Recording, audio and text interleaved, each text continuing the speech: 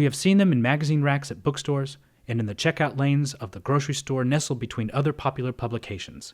Of all the magazines or serials offered, the Farmer's Almanac is one of the oldest publications that has lasted as long as our nation has been around.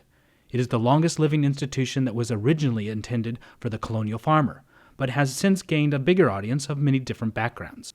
Although there were many different versions of the Farmer's Almanac that started in the late 1700s, the old Farmer's Almanac published by Yankee Publishing is the oldest continuous version today. Robert B. Thomas published the first issue in 1792. The annual publication continues to offer readers the same information that Thomas established in the original publications, such as weekly weather forecasts, planting tips, astronomical data, and various tidbits of information for every walk of life. The Almanac's most highly interested component among readers is the weather forecast. The Almanac is published in September and highlights the weather forecast for the coming year. How are these forecasts determined? The answer is not an easy one because the secret recipe is locked in a black tin box and has only been seen by a handful of people.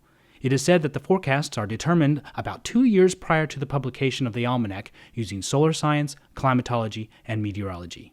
The editors of the Almanac claim that on average their forecasts are 80% accurate.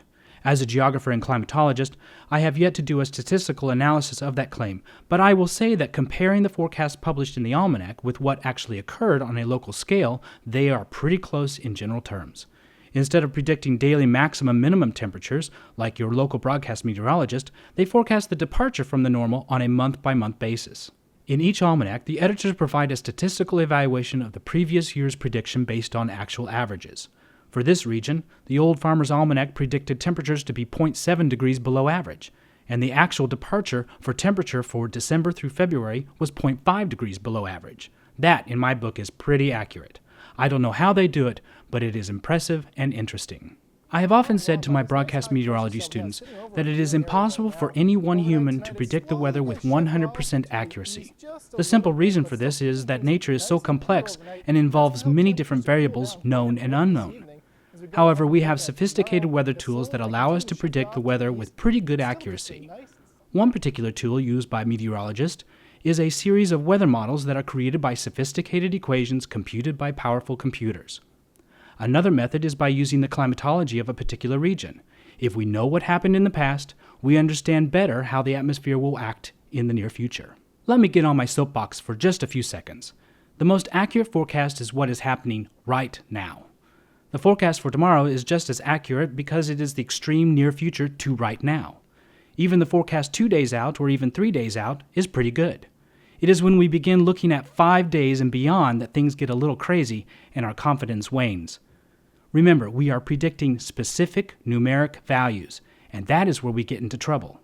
If we are 1 degree off what we said would happen, the town comes after us with pitchforks and rope. Some don't realize that the evolution of the atmosphere is not a constant, that it can flow faster or get choked up by other atmospheric occurrences upstream or downstream.